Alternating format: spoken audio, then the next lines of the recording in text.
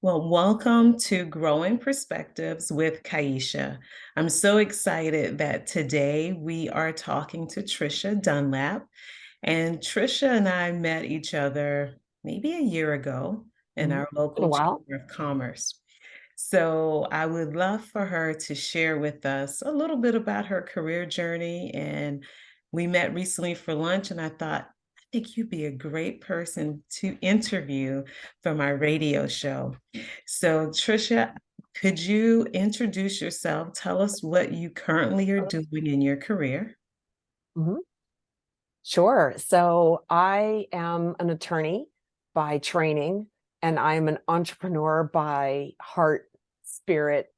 Uh, I discovered that in myself really just in the last few years, as the law firm that I started in 2015 grew, and as we got traction, and we now have 5 attorneys and 3 staff, and a couple different offices in the Commonwealth here, and it turns out I'm a CEO at heart as well as an attorney. And That is I'm a classic career switcher. So for awesome. someone like you who helps people make those kinds of decisions, I am I'm a good fit for what you want to talk about today. That is awesome. And well, I would say when I heard 2015 is when you started your business, Mhm. and you have multiple locations, you have 5 lawyers and staff. So you have experienced tremendous growth in the last We 8 have. years. Yes, and most of it, to be honest, has come in the last 3.5 to 4. Most anybody who has built a small business probably will resonate with this comment. Somewhere around the 4-year mark, 5-year mark, I really started to get some traction, and it has taken off pretty swiftly from there. That's And we've just completely reinvented our business model. We serve small businesses. That is our passion. It's our purpose. And that is all we do. We specialize in business and corporate law. So whether it's a partnership or an LLC or a corporation, if you have issues with, the partners that you're in business with, or maybe you've got contracts or leases or, other business law related issues, employment issues with some of your employees, we serve that whole constituency and all of those needs. And so in the last really 3.5 years, 3.5 to 4 years is when we really started to see most of our growth. that's So awesome. That's yeah, awesome. So congratulations. thank And you. take us back to, because you said you are a classic career changer, Yes. transitioner. So take us back. What other careers have you experienced, and how were you able to successfully transition each time? So my first career, I was a high school teacher, and I taught history and government, and most anything else under the social studies umbrella.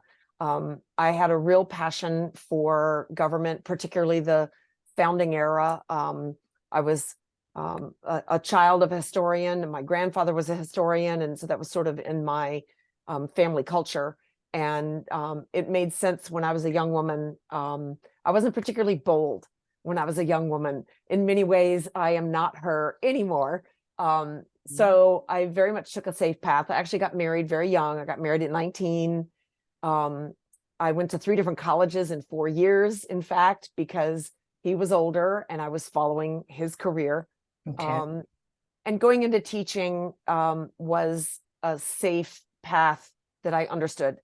And I loved teaching. I loved the kids in particular. I loved, and ironically, or I don't know if it's ironic, but you know, interestingly enough, I have multiple students who are now clients of mine, which I That's just think. awesome. But at any rate, I was in the classroom as a public school teacher for 12 years at 3 different high schools. And then, quite frankly, 20 years ago in 2003, my life just it fell apart. Um, and it was part of putting back together my life. It was very much a Humpty Dumpty kind of thing. And Mhm. by the time I put everything back together, things don't go back together the way they were originally. And it was very clear that it was time for me to go to law school, which was actually something I had been dreaming about for about 20 years before I finally did it. Yeah. Wow. Well, kudos to you for making the decision to follow the dream you had for It 20 was years. scary. It was Oh, yeah. scary. And I started law school in the fall of 2008, which you might recall is right when the global economy disintegrated.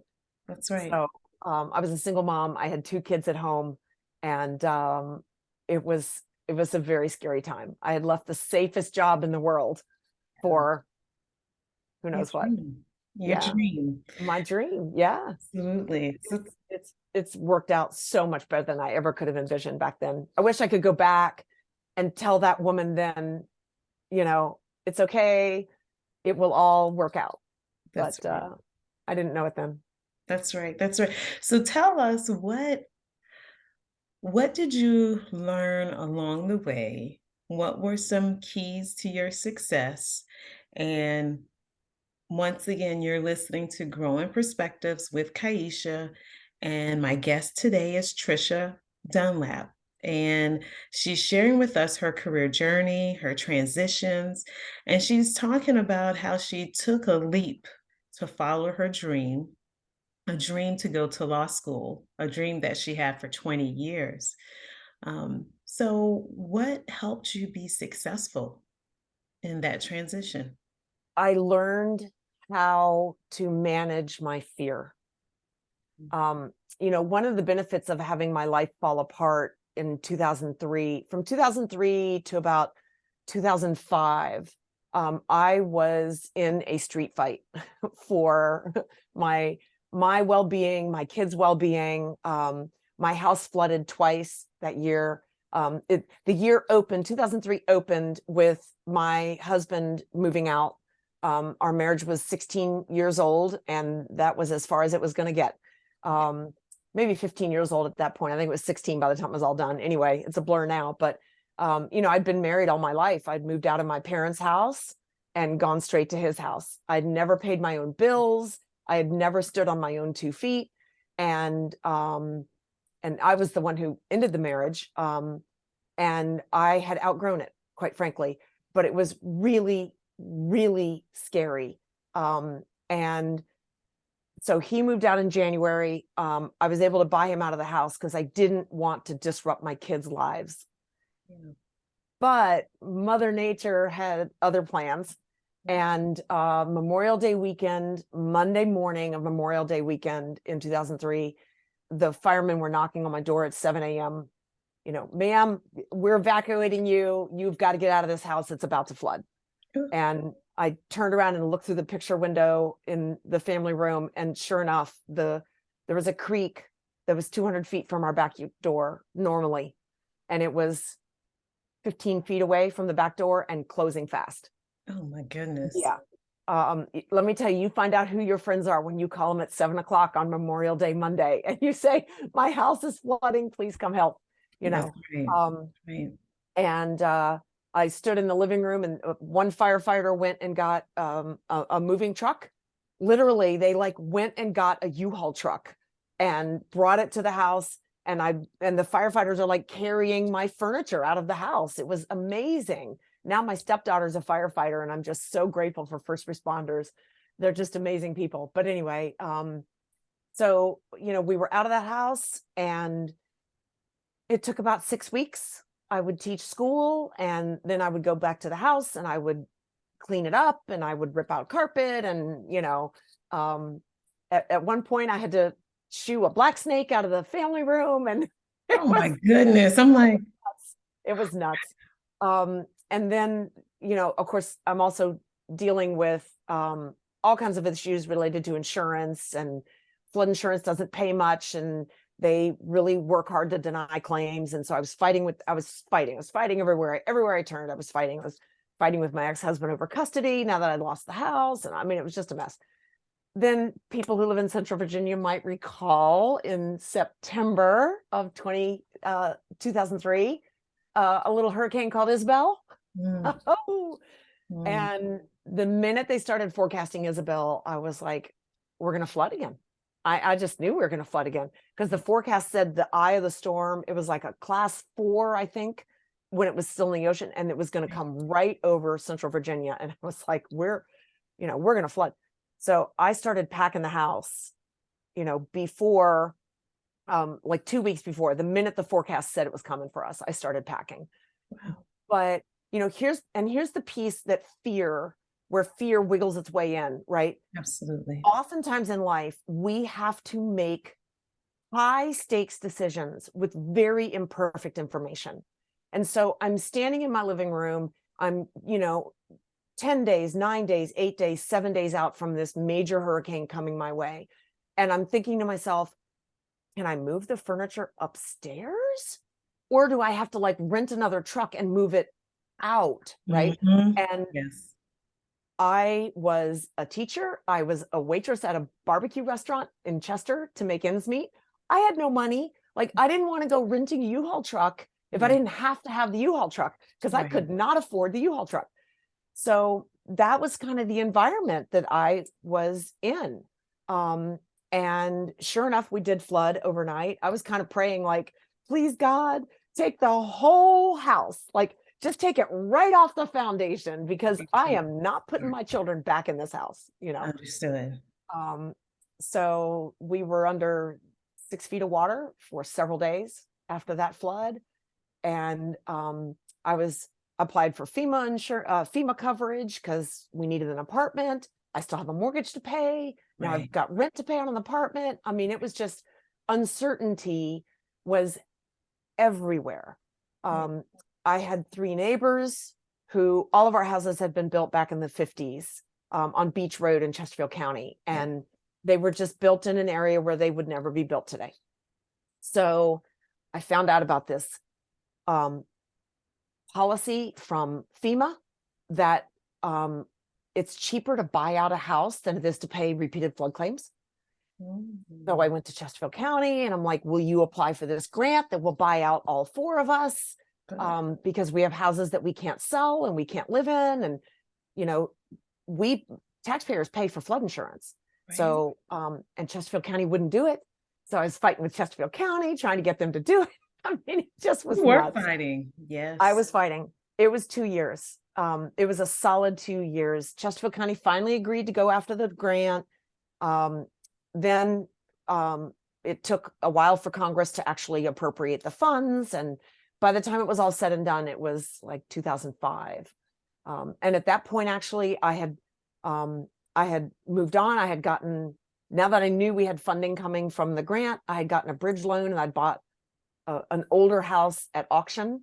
And my kids were in a new home by Christmas of 2004. Good. And That's I excellent. was very proud of that accomplishment. I wanted them to have permanent housing by that Christmas, and we did. Oh, that's So, amazing. but it taught me, first of all, you can't afford to be paralyzed by fear. That's right. You have to stare it down in the face and just wrestle with it. Because if you make decisions out of fear, in my life experience at least, they never turn out right. You're right. You're absolutely right. My experience has been very similar to yours with that. Um, don't make decisions out of fear and being willing to move through fear and not be Yes, paralyzed, what you just said. Um, your examples, you did fight and you won. I When I did. listen to you, you sound like I like boxing, so I watch boxing. I Huh, don't see as many, but a heavyweight fighter or a lighter weight fighter, sometimes the fight takes longer than you think. And that's right. can you endure to the end? Yes. You never know who could come out on top. So you won. So that's Well, awesome. I won, and I think part of what helped me get through it, and maybe this will be helpful to your listeners, is um, you know, almost nobody gets to their mid 30s without having to fight through something in life. And when you're going through it, it's pretty easy to sort of fall into a pity party and oh my gosh, this is so hard, why did this happen to me, that kind of thing. But first of all, part of what got me through it at the time 20 years ago was I reflected on things in my life that hadn't been easy, things that hadn't been hard, that I had already fought through and won, and they weren't on that scale. I mean, Right. what in our life is on the scale of 2 floods and a divorce in 1 year, right? And Yeah. oh, I should mention I got sued when insurance didn't pay for part of the cleanup, and the cleanup company sued me for that bill. I had to, so there's a lot, so there's like nothing had been on that scale, Right. right? But there had been a lot of other things that were hard. Three colleges in 4 years, 4.5 years, you Oh, know. yeah. So that wasn't easy. So I was able to look back and say, okay, I did that. And so today I have to do this one thing that's hard. And I sort of broke it down into just today, right? This one little thing today, I'm going to deal with today, and I'm going to deal with Right. today's hard. And what happens is, if you're brave and you dig in and you deal with today's hardness, then one day adds to the next, and the next thing you're close to the other side of it. And then all of a sudden you're 20 years out and you can look back. And Love. honestly, Kaisha, I look back, those floods, that year, that 2-year test of my character, it forced me to grow. It forced me to find something in myself that I didn't know was there. And today I am so deeply grateful for all of that. And I couldn't have done law school. Law school was really hard, and particularly after the economy disintegrated. It was really scary. And I was going to graduate at 43 with a mortgage worth of student loans, and I had a single mom and 2 kids to, the whole single mom thing, 2 That's kids to support. And having gone through the flood and all of that was sort of the mental training ground to be ready for law school. And then law school and the flood, that was the mental training ground to be ready to be a business owner, awesome.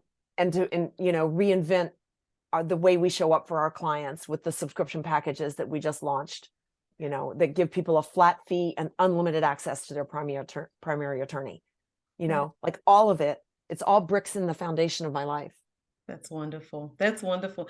I am so excited. So, once again, you're listening to Growing Perspectives with Kaisha. We are hearing Tricia Dunlap share her amazing career journey. She is she said, a successful career transitioner. She's really shared pieces of her life with us, challenges that she has experienced that have strengthened her. And she just mentioned how each phase really helped prepare her for the next phase. And something you said, Trisha, that really jumps out at me, and I had to write it down. Two things. One was you can't be paralyzed by fear, and the other was deal with the hard of today. Mhm. So those really stuck with me. And I think will definitely stick with our listeners too, because you shared how once you address fear, what opportunities are ahead and how Oh you my were gosh, able yes. to really walk into your 20-year dream. So I want to ask you, is there any other final tips for success that you like to share with us? And then also tell us how we can stay connected with you and learn more about your next opportunities and with your business. Okay. So some more tips, I guess, for building a career you love. I think there's a level of endurance that um, we have to remember, that it's a marathon, not a sprint. Yeah. One of my husband's mantras, which has really helped me over the years, particularly after I started Dunlap Law. One of his mantras is, we overestimate what we can do in the short term, and we underestimate what we can do in the long term. Mhm. And it's so easy to kind of get down in the weeds of today, and just think that you're not making progress. It's really difficult sometimes to see progress in our lives when, we've set, and I have some audacious goals of where I'm going to take this firm and how we are going to really kind of disrupt the traditional model of legal services and how small business owners are served by lawyers. We're very intentional about that.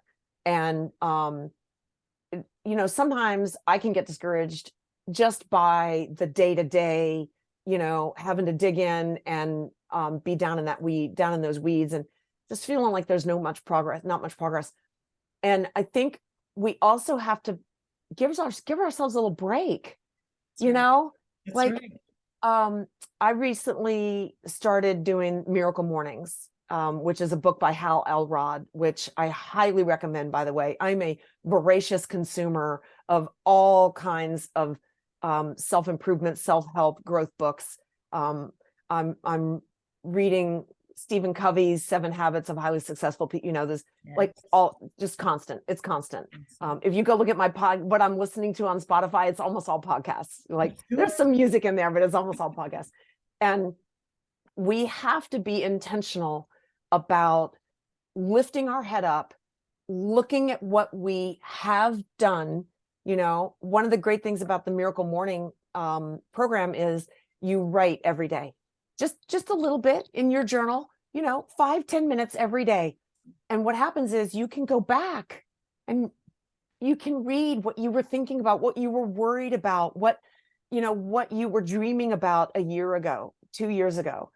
And you can say, oh my gosh, I've come so far since then, like I've done so much since then. That's right. So I think we need to give ourselves that gift, right? Be kind to ourselves. Perfect. Our thinking mind, we all have this narrative that kind of goes across our mind, and it's usually negative, right? It's usually things we're worried about, things that we didn't do right, or we didn't do it fast enough, or it's never good enough, right?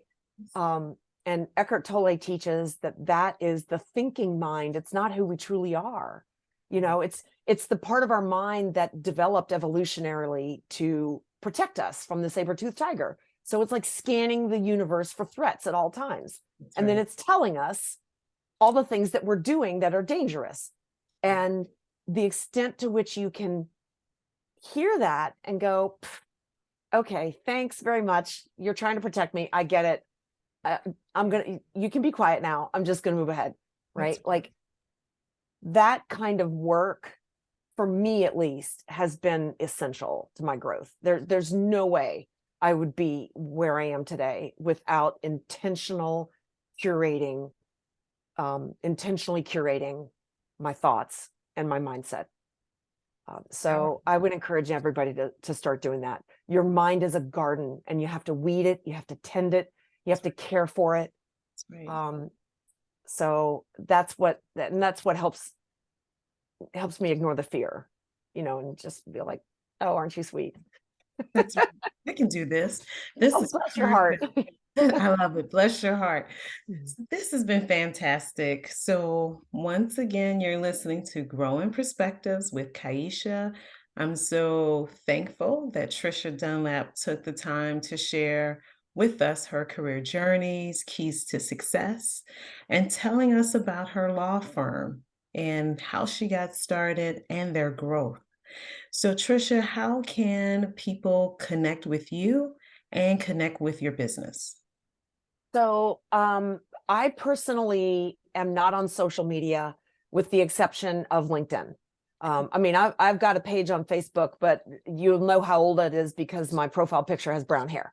So, so I'm not active. That's part of my peace of mind. So I personally am active only on LinkedIn, and then only a little bit. However, Dunlap Law has a YouTube channel. I really believe in educating small business owners because that's where empowerment comes from. It's part of my teaching background, and that infuses everything we do at Dunlap Law. So check out the Dunlap Law YouTube channel.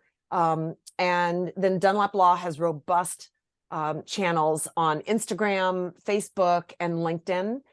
So you can follow all of those there. You can message me on LinkedIn. And very soon here, actually, I am going to launch my own personal website, triciadunlap.com. And that's Tricia, Dunlap, Dunlap.com. Dunlap Law, of course, has its own website, Dunlap Law P as in professional, LC.com. So you can check those out. The goal with my own personal website actually will be to start just sharing more thoughts that I have about building my business, growing my business, how we learn and grow as business people, and how we participate in the civic life of our great nation. I really believe that small business owners are essential to democracy. And so the work we do supports democracy indirectly. And so I'm going to be pretty passionate about sharing that message. Well, I can't wait to check it out. So I will visit your website. And once again, thank you. We know how to stay connected with you. And I look forward to talking with you again. So we will sign off for now from Growing Great. Perspectives with Kaisha. Thank you, Tricia. Thank you, Kaisha.